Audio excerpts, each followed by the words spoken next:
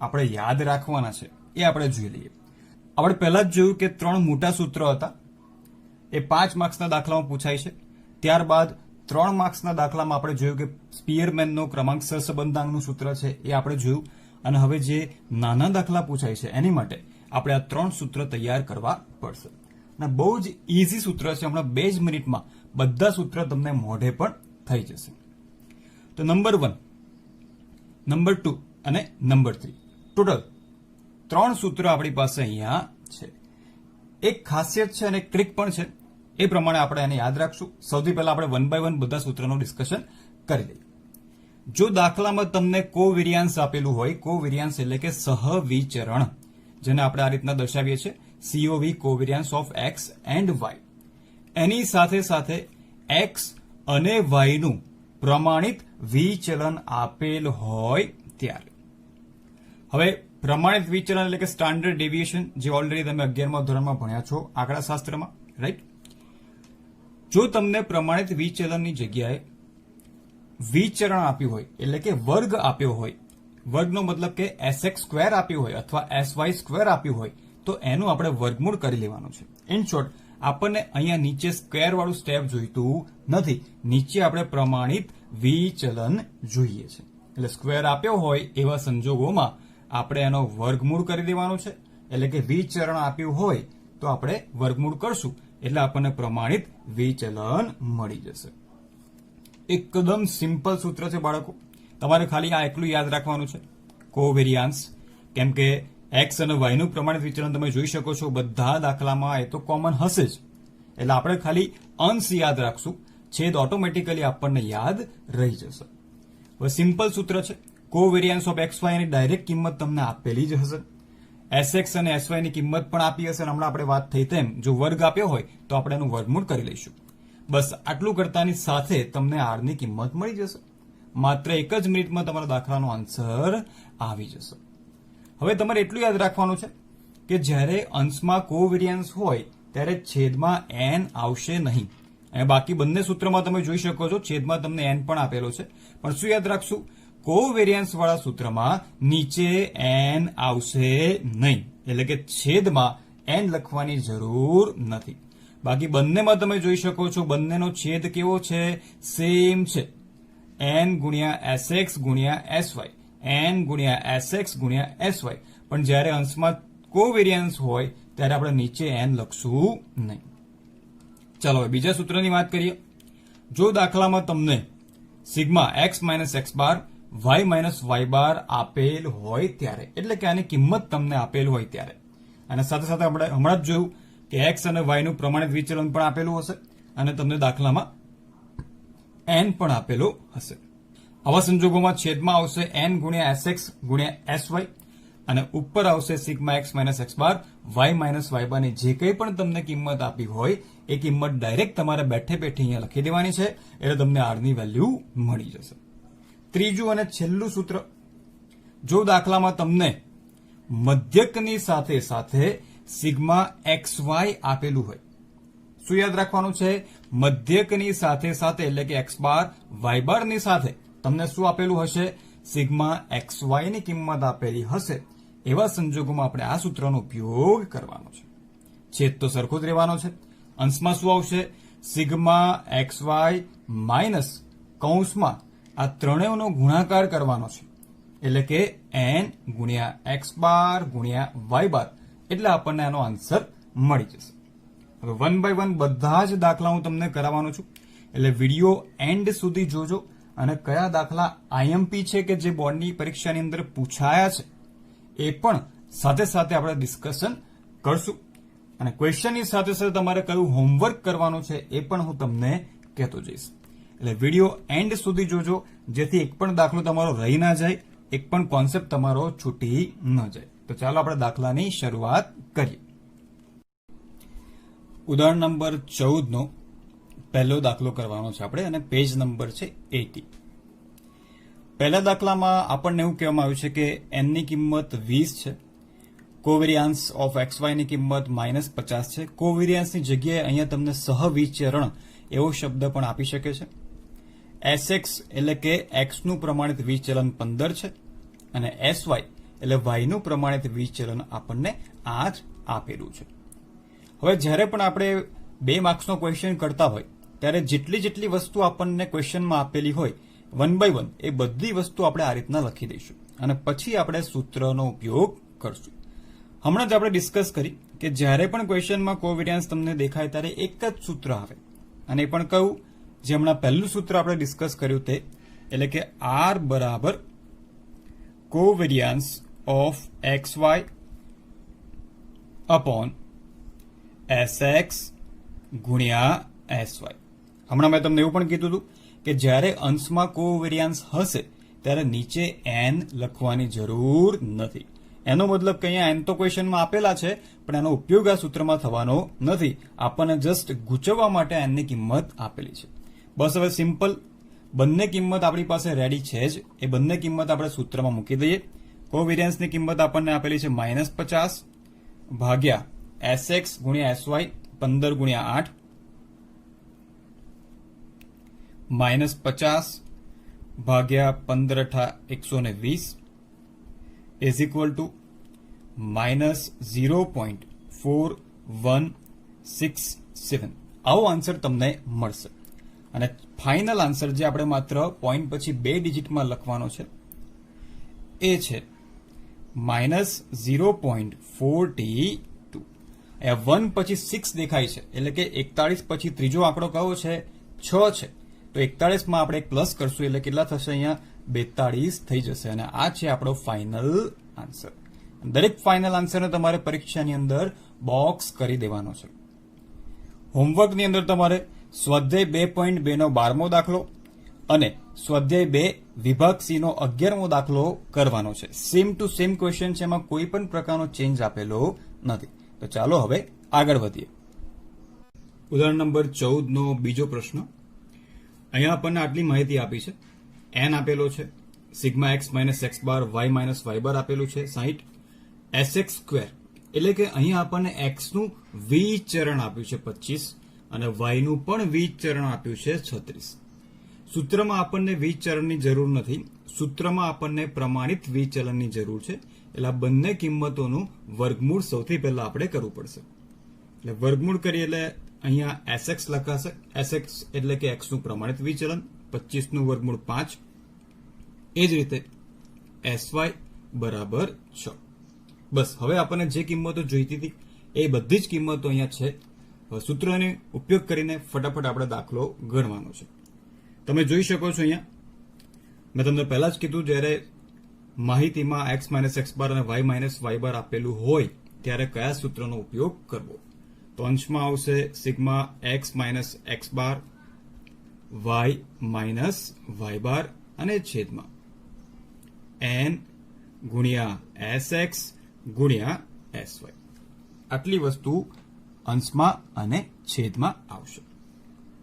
હવે બધી કિંમતો આપણી પાસે છે જ રેડીમેડ, કશું જ કરવાની જરૂર નથી. સૂત્ર આવડી જાય એટલે દાખલો થઈ જાય ફટાફટ. n છે 10 ગુણ્યા sx છે 5 અને ગુણ્યા sy છે 6. 60 ભાગ્યા 10 પંચા 50, 50 છંગ 300 માટે r બરાબર 0.2. આ આપણને મળી ગયો ફાઇનલ આન્સર. તો તમે જોઈ શકો છો કેટલા ઇઝી ક્વેશ્ચન છે 2 માર્ક્સમાં અને આવા ઇઝી ક્વેશ્ચન્સ બોર્ડની પરીક્ષાની અંદર પૂછાય છે. હોમવર્કમાં તમારે કરવાનો છે સ્વાધ્યાય 2 વિભાગ સી નો દાખલા નંબર 12. સ્વાધ્યાય 2 વિભાગ સી દાખલા નંબર 12. ચલો હવે આગળ વધીએ. 14માંનો ત્રીજો પ્રશ્ન આપણે પછી કરીશું. એ પહેલા આપણે 14માંનો ચોથો પ્રશ્ન સોલ્વ કરી દઈએ. અહીંયા n બરાબર તમને 10 આપેલા છે, સિગ્મા xy 1500 આપેલા છે, x બાર 12 આપેલા છે, y બાર 15 આપેલા છે એટલે કે x નો મધ્યક y નો મધ્યક. ત્યાર પછી પ્રમાણિત વિચલન એટલે કે sx 9 આપેલું છે અને y નું પ્રમાણિત વિચલન એટલે કે sy 5 આપેલું છે.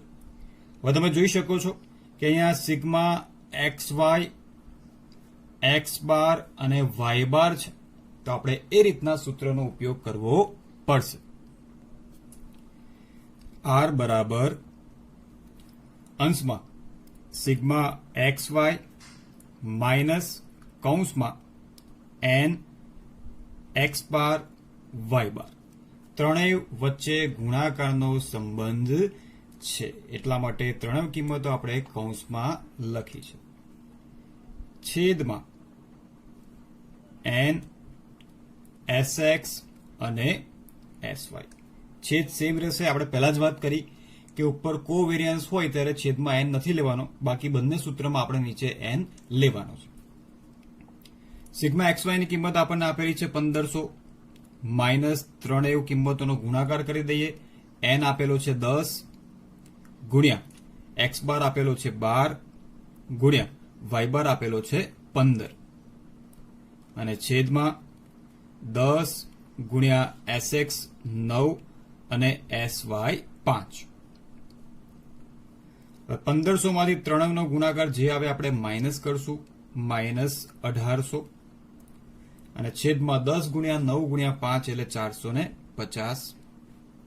ત્યારબાદ 1500 ઓછા 1800 એટલે માઇનસ 300 ભાગ્યા 450. આર બરાબર માઇનસ 0.6667.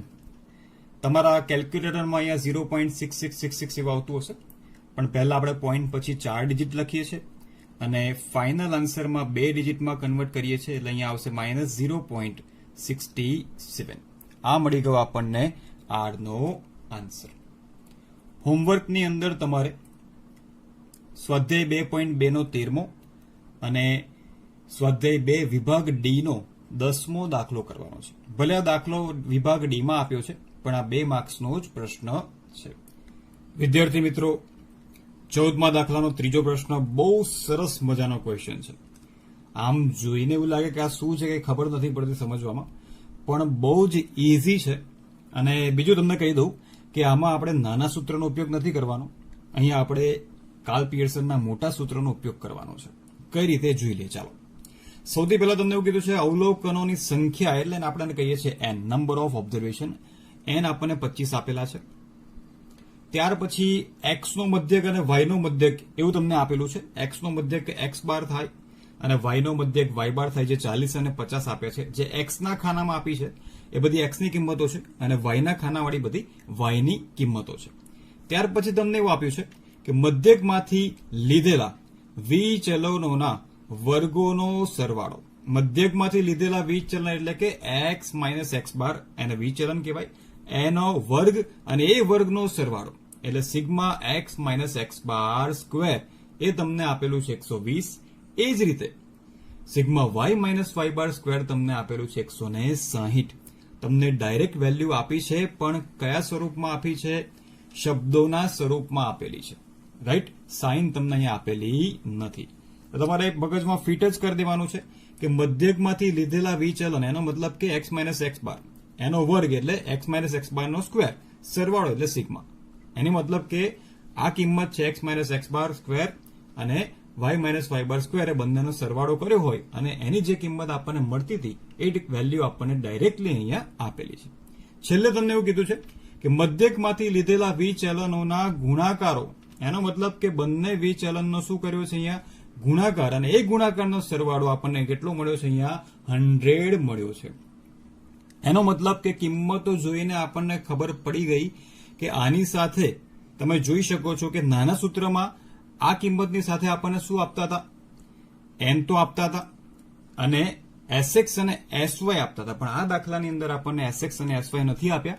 એની જગ્યાએ sigma x minus x bar નો સ્ક્વેર આપ્યો છે અને સિગ્મા વાય માઇનસ વાય બાર નો સ્ક્વેર આપેલો છે. એટલે અહીંયા આપણે મોટા સૂત્રની મદદથી આર ની કિંમત શોધવી પડશે. તો સૂત્ર આવશે આર બરાબર sigma x minus x bar Y minus Y બાર બંને વચ્ચે ગુણાકાર છે, વર્ગમૂળમાં sigma x minus x bar નો સ્ક્વેર અને બીજા વર્ગમૂળમાં સિગ્મા વાય માઇનસ વાય બાર નો સ્ક્વેર. બધી કિંમતો આપણી પાસે છે, ખાલી આપણે વેલ્યુ અહીંયા મૂકવાની છે અને દાખલાનો આન્સર શોધવાનો છે. તો sigma x minus x bar Y minus Y બાર ની કિંમત આપણી પાસે છે 100 છેદમાં પહેલા વર્ગમૂળની અંદર sigma x minus x bar નો સ્ક્વેર એટલે કે 120 અને બીજા વર્ગમૂળની અંદર આ બંને વચ્ચે ગુણાકારનો સંબંધ છે અહીંયા આવશે 160. વિદ્યાર્થી મિત્રો, તમારે સ્ટેપ અહીંયા સીધા ગણવાના છે. કોઈ પણ દાખલાની અંદર આડા સ્ટેપ કરવાના નથી. એટલે આ સ્ટેપની નીચે બીજું સ્ટેપ, બીજા સ્ટેપની નીચે ત્રીજું સ્ટેપ, એમ તમારે વર્ટિકલી દાખલો ગણવાનો છે. 100 ભાગ્યા આ બંનેનો ગુણાકાર કરી દઈએ તો વર્ગમૂળમાં આપણને મળશે અહીંયા 19,200. અંશમાં 100 અને 19,200 નું જો આપણે વર્ગમૂળ કરશું તો તમને મળશે 138.5641. 100 ભાગ્યા 138.5641 કરશું તો આપણને આ મળશે 0.7217 અને ફાઇનલ આન્સર માટે R બરાબર 0.72. તમે જોઈ શકો છો કે જેવી માહિતી આપેલી હશે એ પ્રમાણે આપણે સૂત્ર નક્કી કરવું પડશે. આવો સેમ ક્વેશ્ચન તમને સ્વાધ્યાય 2.2 માં 15મા નંબરનો ક્વેશ્ચન આપ્યો છે. એ તમારે જાતે હોમવર્કમાં કરી લેવાનો છે. ઉદાહરણ નંબર 26 બહુ સરસ મજાનો ક્વેશ્ચન છે અને બોર્ડની પરીક્ષાની અંદર 2 વખત આ ક્વેશ્ચન પૂછાયો છે. એટલે ધ્યાનથી સમજજો. ક્વેશ્ચન બહુ જ ઇઝી છે અને નાના સૂત્રનો ઉપયોગ કરીને જ આપણે ક્વેશ્ચન સોલ્વ કરવાનો છે. બરાબર? પણ ખાલી બસ સમજવાની જરૂર છે. ક્વેશ્ચન સમજી લેશો તો તમને આન્સર તરત મળી જશે. અહીંયા તમને એવું કહેવામાં આવે છે covariance of X and Y જેમ sx² ઇઝ ઇક્વલ ટુ 3/5 અને sx જેમ sy બરાબર 1/2. હવે જેમનો મતલબ તમને ખ્યાલ જ હશે. જેમ એટલે આપણે આને આ રીતના પણ લખી શકીએ, covariance of X and Y upon sx². અંશ અને છેદમાં આપણે આને કન્વર્ટ કરી શકીએ અને આને આપણે આ રીતના પણ લખી શકીએ sx અપોન sy. હવે આપણે શોધવાનો છે સહસંબંધાંક એટલે કે r. હવે તમે જોઈ શકો છો કે આને લાગતું વળગતું સહસંબંધાંકનું કયું સૂત્ર આવે છે? તો હમણાં જ આપણે ડિસ્કસ કર્યું કોવેરિયન્સ વાળું તો એક જ સૂત્ર છે અને એ સૂત્ર કયું છે? Covariance of X and Y upon sx multiply sy. એનો મતલબ કે અહીંયા આપણે એવી એક સાઇન મૂકવી પડશે કે એ સાઇન મૂકતા આપણને પેલું સૂત્ર મળી જાય. પેલું એટલે કયું? Covariance of xy upon sx ગુણ્યા sy. તો ચેક કરી લઈએ. જો હું પ્લસની સાઇન મૂકીશ તો આપણને આ સૂત્ર મળવાનું નથી. જો હું માઇનસની સાઇન મૂકીશ તો પણ આપણને આ સૂત્ર નહીં મળે. જો હું ભાગાકારની સાઇન મૂકીશ તો આ ભાગે આ પદ કરવું પડશે તો પણ આપણને કંઈ મળવાનું નથી. હવે આપણી પાસે એક જ સાઇન બચી છે અને એ છે ગુણાકાર. જો અહીંયા હું ગુણાકારની સાઇન મૂકીશ તો અહીંયા sx કેટલી વખત છે? 2 વખત છે. એનો મતલબ કે sx ગુણ્યા sx છે. તો એક sx અહીંયાથી કટ થશે અને એક sx અહીંયાથી કટ થશે. હવે તમે જોઈ શકો છો અહીંયા કઈ નથી, એનો મતલબ કે અહીંયા એક બાકી રહેશે. કોવેરિયન્સ ઓફ xy ગુણ્યા 1 એટલે શું મળી જાય? કોવેરિયન્સ ઓફ xy અને છેદમાં sx ગુણ્યા sy એ આપણા સૂત્રમાં છે જ. એટલે અહીંયા આપણે બંને કિંમતો વચ્ચે જો ગુણાકાર કરશું તો આપણને r ની વેલ્યુ મળી જશે. અને આ બંનેની વેલ્યુ આપણને ડાયરેક્ટ આપેલી જ છે. આ પહેલા સ્ટેપની વેલ્યુ આપણને કેટલી આપેલી છે? 3/5. વચ્ચે ગુણાકારની સાઇન કરવાની છે. અને આ બીજા સ્ટેપની વેલ્યુ કેટલી આપેલી છે? આપણને 1/2. બસ હવે અંશનો ગુણાકાર અંશ જોડે થશે, છેદનો ગુણાકાર છેદ સાથે થશે. 3 એકા 3 છેદમાં 5 ગુણ્યા 2 એટલે કે 10. માટે ફાઇનલ આન્સર r બરાબર 0.3 છે. એકદમ ઇઝી વિદ્યાર્થી મિત્રો. ખાલી એક સાઇન મૂકવાની છે જેથી એ સાઇનથી આપણને આવું સૂત્ર મળે. બરાબર? એટલે બંને કિંમતો વચ્ચે ગુણાકાર કરી દઈશું એટલે છેલ્લે આપણને r ની ફાઇનલ વેલ્યુ મળી જશે અને 0.3. તો ચાલો આગળ વધીએ. ઉદાહરણ નંબર 27. n બરાબર 10 આપેલા છે. એમાં સિગ્મા x માઇનસ x બાર y માઇનસ y બાર 72 આપેલા છે. sx ની કિંમત 3 આપી છે. હવે અહીંયા જોઈને તમે સમજી શકો છો કે નાના સૂત્રનો ઉપયોગ કરવો પડશે કેમ કે x માઇનસ x બાર y માઇનસ y બાર આપ્યું છે અને sx આપ્યું છે. પણ એક વસ્તુ ખૂટે છે. અને કઈ વસ્તુ છે SY આપણી પાસે નથી. સૌથી પહેલા સૂત્ર લખી દે તો આપણને ખ્યાલ આવે કે કઈ કિંમત આપણી પાસે નથી. તો R બરાબર સિગ્મા x માઇનસ x બાર y માઇનસ y બાર અપોન n ગુણ્યા sx ગુણ્યા sy. એનો મતલબ કે આ બધી કિંમત છે, ખાલી એક કિંમત આપણી પાસે નથી, sy ની વેલ્યુ આપણી પાસે નથી, એટલે કે y નું પ્રમાણિત વિચલન આપણી પાસે નથી. તો તમે ધોરણ 11માં ઓલરેડી ભણ્યા હશો કે sy કઈ રીતના શોધવું, એનું એક સૂત્ર આવતું હતું જે આ રીતના સ્ક્વેર વાળું સૂત્ર હતું ને આપણે વર્ગમૂળમાં મૂકતા હતા અને એને n વડે ભાગતા હતા. તો એ જ સૂત્રનો આપણે આજે ફરી ઉપયોગ કરવાનો છે. તો સૂત્ર કંઈક આવું છે, વર્ગમૂળની અંદર સિગ્મા y માઇનસ y બાર નો વર્ગ અપોન n. આ સૂત્રની મદદથી આપણને y નું પ્રમાણિત વિચલન મળી જશે. કિંમતો મૂકી દઈએ તો આની કિંમત આપણને 160 આપેલી છે.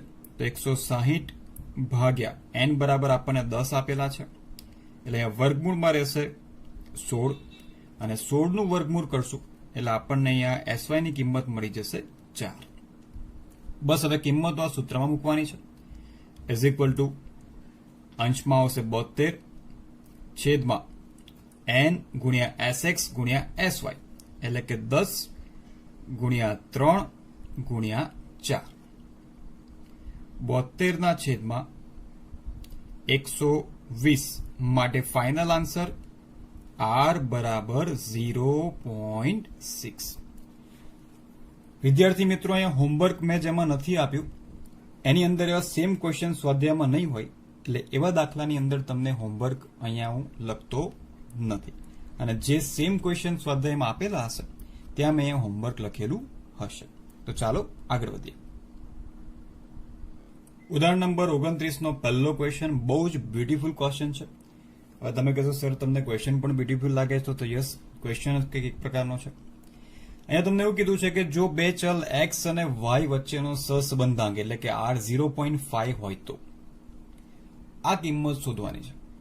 હવે આ ક્વેશ્ચન તમે બુકમાં જોયો હશે, તમને આમ તો ખબર જ નહીં પડી હોય કે આ ક્વેશ્ચન શું કહેવા માંગે છે અને આન્સર કઈ રીતના લખ્યો છે.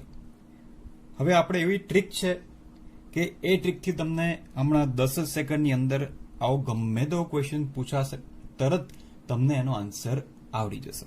ચાલો જોઈ લઈએ કે ટ્રીક કઈ છે આપણી પાસે. સૌથી પહેલા તમારે ક્વેશ્ચન ધ્યાનથી વાંચવાનો છે. અહીંયા તમને એવું કીધું છે કે x અને y નો સહસંબંધાંક, એનો મતલબ કે એને આપણે આ રીતના લખી શકીએ, r of x and y is equal to 0.5. Right? હવે અહીંયા તમે જોઈ શકો છો કે x અને y બંને કેવા છે? પ્લસ છે. અહીંયા ક્યાંય તમને આગળ માઇનસની સાઇન આપેલી નથી. એનો મતલબ કે x પણ પ્લસ છે અને y પણ પ્લસ છે, અને એ બંનેનો જે આન્સર છે એ પણ કેવો છે? પ્લસ 0.5. આ બધાનો આન્સર 0.5 તો આવવાનો જ છે, પણ પ્લસ 0.5 આવશે કે માઇનસ 0.5 આવશે એ આપણે અહીંયા જોઈશું. હવે તમારે એક સરસ મજાનો સિમ્પલ નિયમ યાદ રાખવાનો છે. અહીંયા તમે જુઓ કે બંનેની સાઇન પ્લસ છે. હવે આ તમારે ચેક કરવાનું. જો ક્વેશ્ચનમાં કોઈ એકની સાઇન ચેન્જ કરીને આપી હોય, ધ્યાનથી સાંભળજો, જો ક્વેશ્ચનમાં તમને આ બંનેમાંથી કોઈ એકની સાઇન ચેન્જ કરીને આપી હોય તો આન્સરની સાઇન ચેન્જ થઈ જશે. આન્સર એને એ જ રહેશે, પણ આન્સરની શું ચેન્જ થશે? સાઇન ચેન્જ થશે. જો પ્લસ હોય તો આન્સર માઇનસ થઈ જાય અને માઇનસ હોય તો આન્સર પ્લસ થઈ જાય. શું યાદ રાખવાનું છે? અહીંયા બંને હમણાં તો પ્લસ છે, પણ જો અહીંયા ક્વેશ્ચનમાં આ બંને અત્યારે પ્લસ છે, બંનેમાંથી કોઈ એકની સાઇન જો ચેન્જ કરીને આપી હશે તો આન્સરની સાઇન તરત જ ચેન્જ થઈ જશે. પણ જો બંનેની સાઇન ચેન્જ કરીને આપી હશે તો આન્સરની સાઇનમાં કોઈ ચેન્જ આવશે નહીં. ફરી રિપીટ કરું છું, ધ્યાનથી સાંભળો.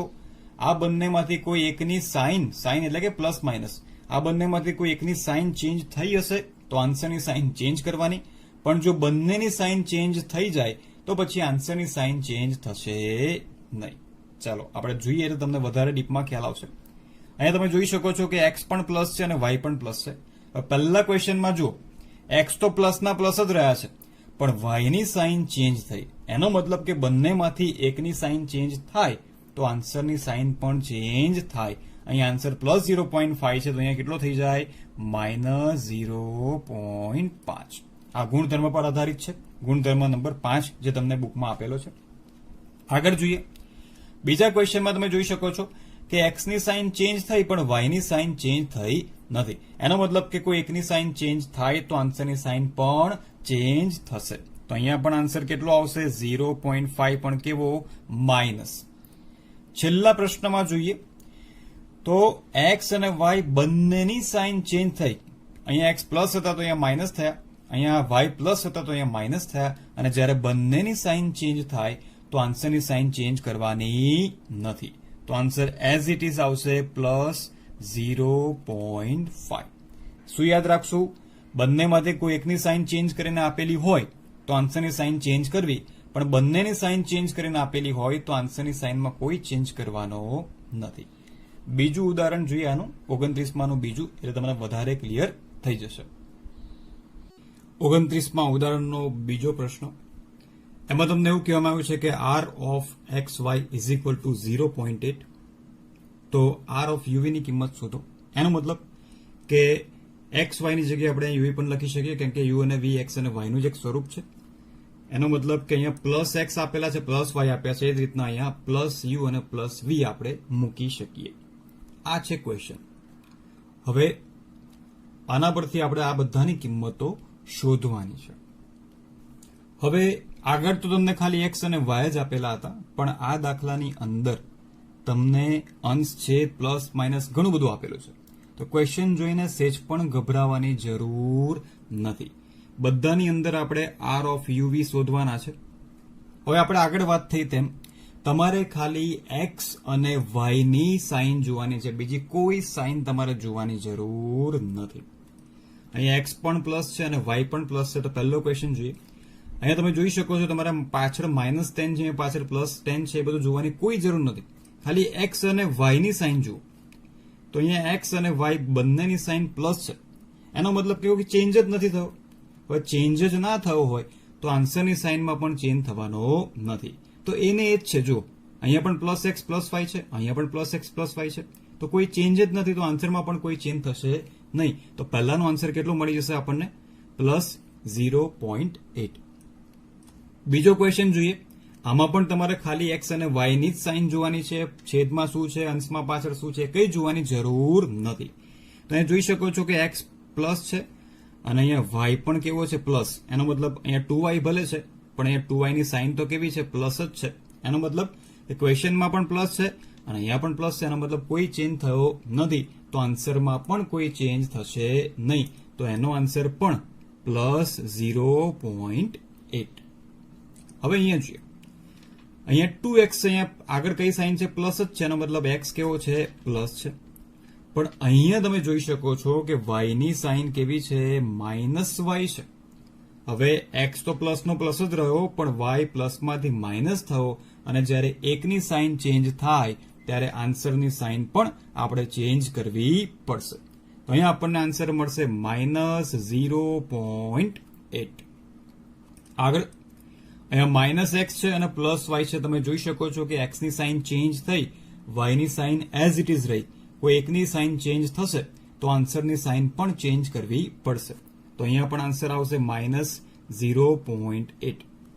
લાસ્ટ, x ની સાઇન માઇનસ થઈ ગઈ, y ની સાઇન પણ માઇનસ થઈ ગઈ, અને જ્યારે બંનેની સાઇન ચેન્જ થશે તો આન્સરની સાઇન ચેન્જ થશે નહીં.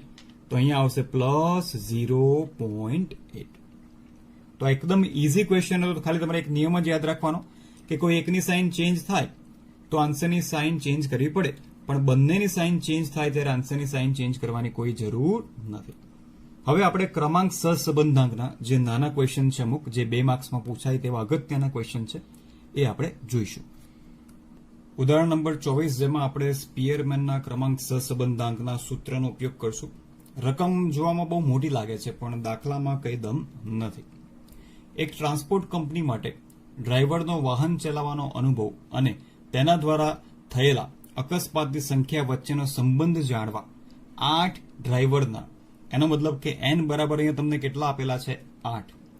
વાહન ચલાવવાના અનુભવ અને અકસ્માતની સંખ્યાને આપેલા ક્રમો પરથી, જ્યારે ક્વેશ્ચનમાં ક્રમ શબ્દ આવે ત્યારે આપણને ખબર છે કે ક્રમાંક સહસંબંધાંક જ આવે, તે પરથી ક્રમાંકોના તફાવતોના વર્ગોનો સરવાળો 126 થાય છે. એનો મતલબ તમને અહીંયા સિગ્મા ડી સ્ક્વેર આપેલું છે.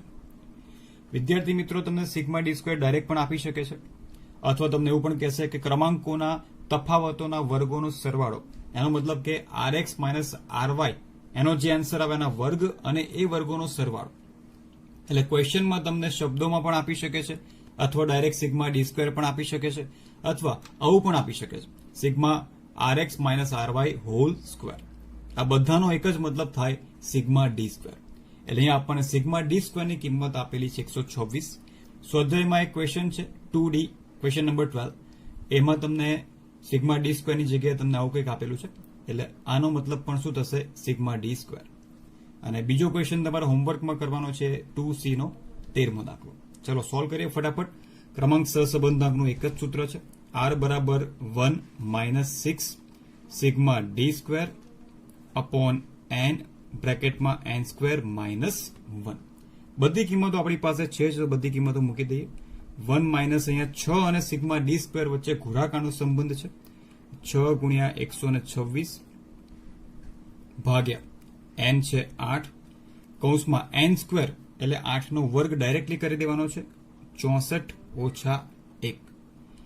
ત્યારબાદ 1 માઇનસ 6 ગુણ્યા 126 એટલે 756, 64 માઇનસ 1 63, 63 ગુણ્યા 8 504. 1 માઇનસ આ બંનેનો ભાગાકાર કરીએ તો 1.5 મળે. માટે final answer R is equal to minus 0.5. તો વિદ્યાર્થી મિત્રો, ક્રમાંક સહસંબંધાંકના સૂત્રનો ઉપયોગ ક્યારે કરશો? જ્યારે દાખલામાં તમને ક્રમ શબ્દ આપેલો હોય ત્યારે. બીજો પણ એક ક્વેશ્ચન છે જે તમારે હોમવર્કમાં કરવાનો છે, અને એ છે સ્વાધ્યાય 2.2 નો દાખલા નંબર 7. સરસ મજાનો ક્વેશ્ચન, સ્વાધ્યાય 2 વિભાગ B નો 10મો દાખલો છે.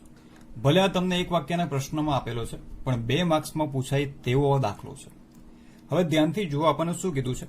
જો n બ્રેકેટમાં n સ્ક્વેર માઇનસ 1 ની કિંમત સિગ્મા ડી સ્ક્વેર કરતા 6 ગણી હોય તો, અહીંયા આપણને એક પણ વેલ્યુ આપેલી નથી. અહીંયા આપણે ધારણા કરવી પડશે, અને ધારણા પરથી આપણે r ની વેલ્યુ શોધવાની છે. સૌથી પહેલા આપણને ખબર છે સિગ્મા ડી સ્ક્વેર એટલે r નું એક જ સૂત્ર આવે, અને એ છે r is equal to 1 minus 6 sigma D square upon n બ્રેકેટમાં n square minus 1. ધ્યાનથી જુઓ, તમને અહીંયા શું કીધું છે? સિગ્મા ડી સ્ક્વેરની કિંમત જેટલી હશે એના કરતા આની કિંમત 6 ગણી હોય. એટલે આપણે ધારી લઈએ, ધારો કે સિગ્મા ડી સ્ક્વેરની કિંમત 1 હોય, રાઈટ? તો n બ્રેકેટમાં n સ્ક્વેર માઇનસ 1 ની કિંમત કેટલી થાય? 6 ગણી, એટલે 1 ગુણ્યા 6 બરાબર 6 થાય.